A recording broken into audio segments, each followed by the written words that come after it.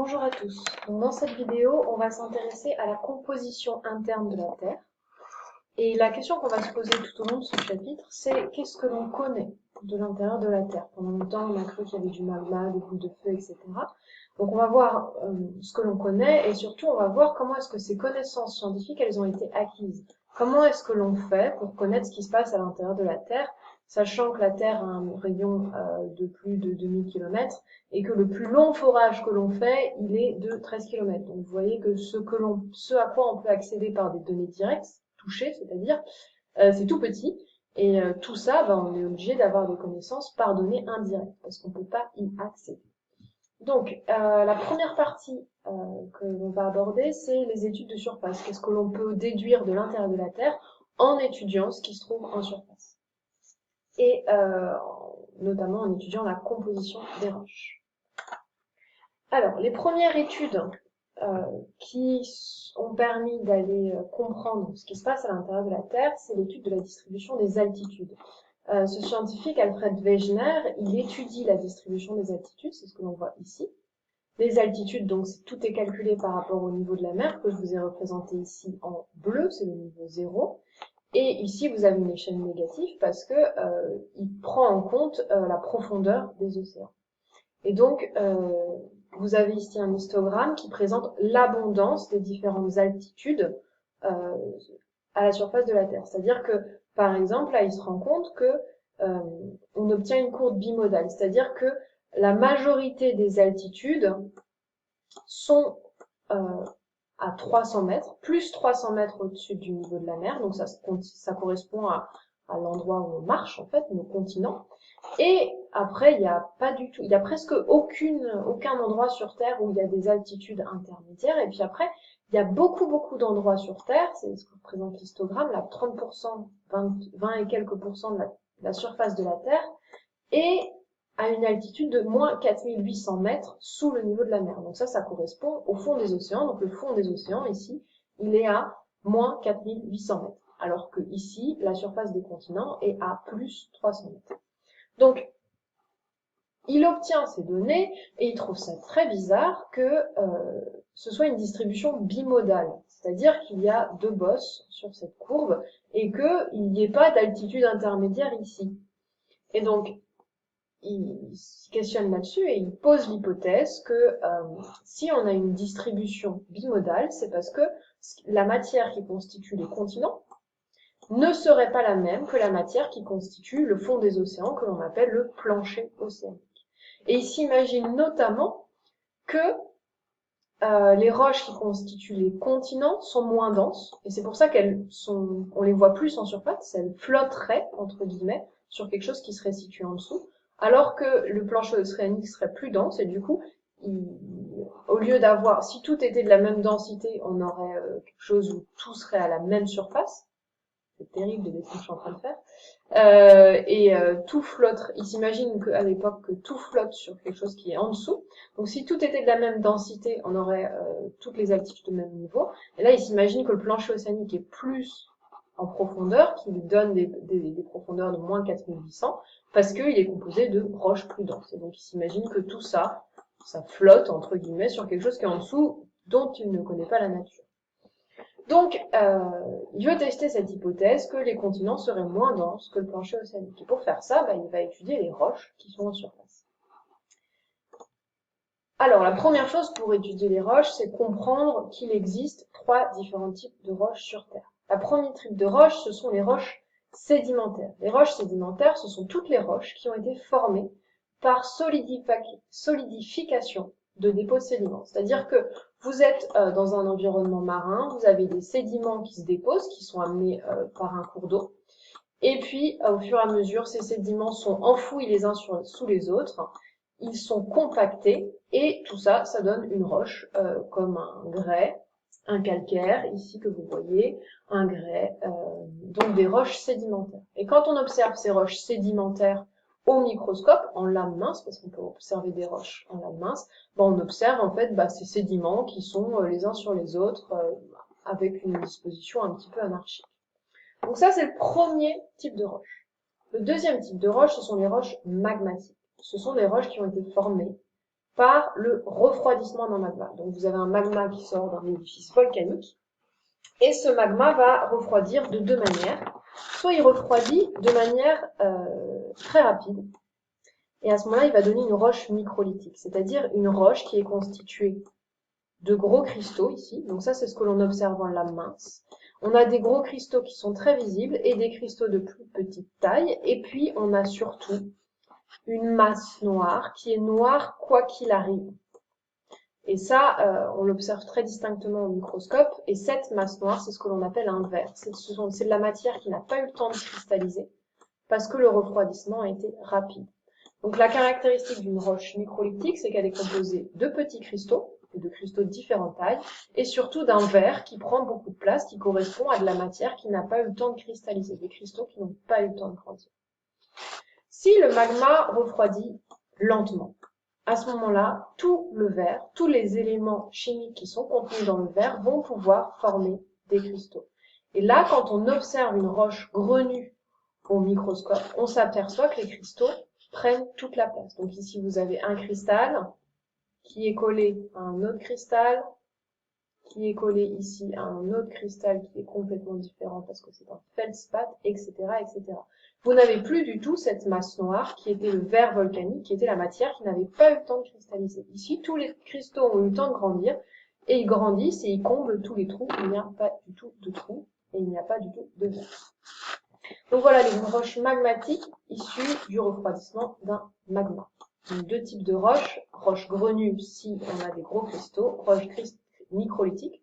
Si la roche n'a pas eu le temps de cristalliser lors de ce refroidissement, le refroidissement a été trop rapide, et à ce moment-là on observe un verre volcanique. Troisième type de roche, donc les roches magmatiques, on va avoir dans les roches microlithiques du basalte, de la pierre ponce, des trachyandésites, etc.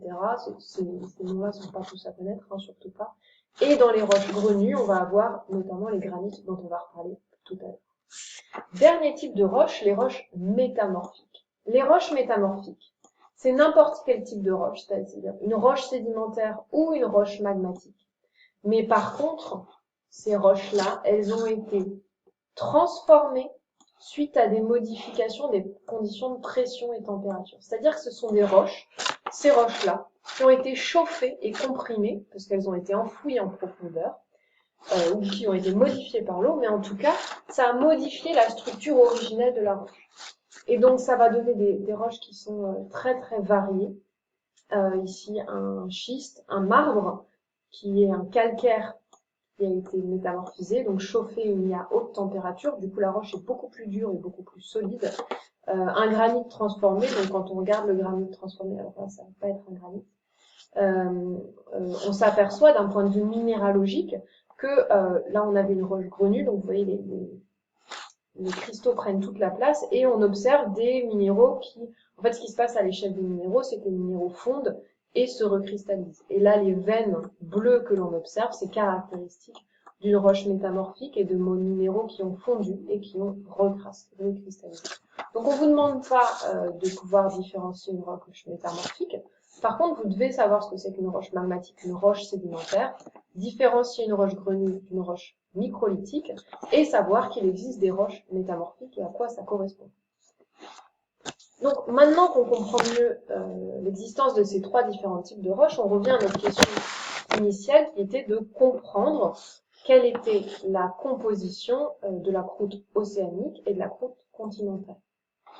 Alors, la matière qui constitue les continents, quand on l'échantillonne, on s'aperçoit qu'on a principalement deux types de roches. Donc ça, c'est ce qui constitue les continents. On a principalement des roches sédimentaires. Donc ici, je vous ai mis une photo en lame mince de roches sédimentaires. On observe des fossiles. Les roches sédimentaires sont caractérisées par des litages, des dépôts de sédiments. Donc là, on avait des sédiments très noirs, plus clairs, etc. Et des roches magmatiques, grenues, et principalement une roche que l'on trouve beaucoup en Bretagne, ici une photo de Bretagne, qui est le granit. Et donc le granit, on voit ici qu'il y a des grenues, gros cristaux qui prennent toute la place, et donc c'est donc une roche magmatique. Et la densité moyenne de ces deux roches est de 2,7. Maintenant, pour la croûte. Donc pour la croûte océanique, on retrouve de la même manière une couverture de sédiments. Par contre, cette couverture de sédiments, elle va être très peu épaisse, donc elle va peu jouer sur la densité générale de la croûte. Ensuite, la croûte océanique, c'est vraiment tout ce qui est représenté ici. Ce qui est représenté en dessous, c'est le manteau terrestre.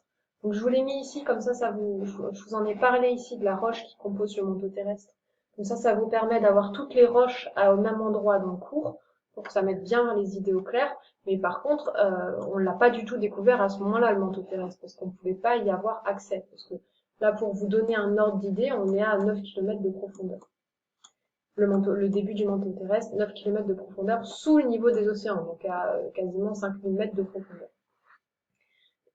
Donc, la croûte continentale océanique est composée de sédiments. Juste en dessous, vous avez une roche que l'on appelle le basalte, qui donne ça quand on l'observe à l'œil nu. Et quand on l'observe au microscope, on observe de gros cristaux, comme ici ce cristal d'olivine, de petits cristaux et surtout une pâte noire que l'on appelle un verre volcanique. Du coup, on peut en conclure que l'on a une roche microlithique. Micro, ça veut dire petit, c'est pour désigner les petits cristaux qui composent cette roche.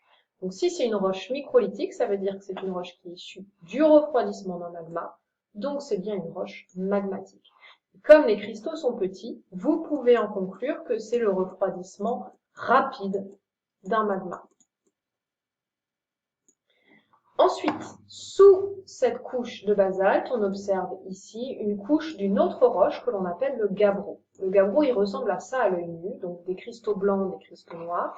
Et quand vous l'observez en microscope, au microscope optique en lumière polarisée analysée, vous observez ça. Donc des gros cristaux qui prennent toute la place et il n'y a pas d'espace noir entre les différents cristaux. Les cristaux prennent toute la place, donc vous pouvez en conclure que c'est une roche grenue, donc une roche magmatique qui est issue du refroidissement lent d'un magma. Et quand on regarde la densité moyenne de ces deux roches, donc la densité de toute la croûte océanique, vous avez une densité de 2,9, donc plus élevée que ce que l'on avait pour la croûte continentale. Enfin, je vous parle rapidement de la roche qui compose le manteau terrestre, donc là tout ce qui est sous la croûte océanique. Cette roche, c'est la péridotite. C'est une très belle roche, toute verte. Et quand on l'observe au microscope, on observe des cristaux, ici ce magnifique cristal jaune, vert, etc., qui prennent absolument toute la place et il n'y a pas du tout cette pâte. Donc vous pouvez en conclure que c'est une roche grenue. De la même manière, c'est une roche magmatique, si elle est grenue, elle est issue du refroidissement lent d'un magma.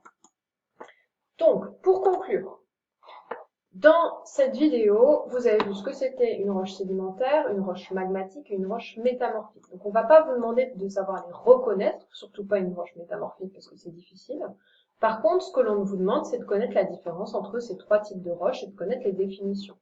Et notamment de savoir qu'une roche magmatique, c'est une roche qui va être soit grenue, soit microlithique. Et que ça, la différence entre les deux, c'est des différences de temps de refroidissement du magma. Par rapport à la structure interne de la Terre, donc l'hypothèse qui avait été posée au début, c'est-à-dire qui permettait d'expliquer cette différence, cette bimodalité, le fait qu'il y ait deux pics dans les altitudes, a été validée. C'est-à-dire qu'on a bien des continents qui sont constitués de roches qui sont plus légères que les roches qui constituent le fond des océans, qui, elles, ont une densité moyenne de 2,9. Donc cette idée qui paraît comme ça assez saugrenue du fait que les continents ils flottent plus en surface sur quelque chose qui est en dessous dont on ne connaît pas et que le plancher océanique il est plus lourd, du coup il s'enfonce plus dans ce qui est en dessous, elle semble pour l'instant validée par les données que l'on a. En conclusion, vous avez un continent, ça c'est à savoir, qui est composé de deux types de roches, des roches sédimentaires, donc une grande diversité de roches sédimentaires et du granit. Un plancher océanique qui est composé, pareil, de sédiments mais très peu, de basalte et de gabbro, et enfin tout ce qui est sous le continent et les océans, c'est ce qu'on appelle le manteau terrestre, qui est composé d'une roche que l'on appelle la péridotite. Donc ça c'est vraiment un schéma préliminaire, on aura plus tard un schéma beaucoup plus détaillé avec qu'on construira avec les avancées scientifiques que l'on va voir dans la suite. Voilà, je vous remercie de votre attention.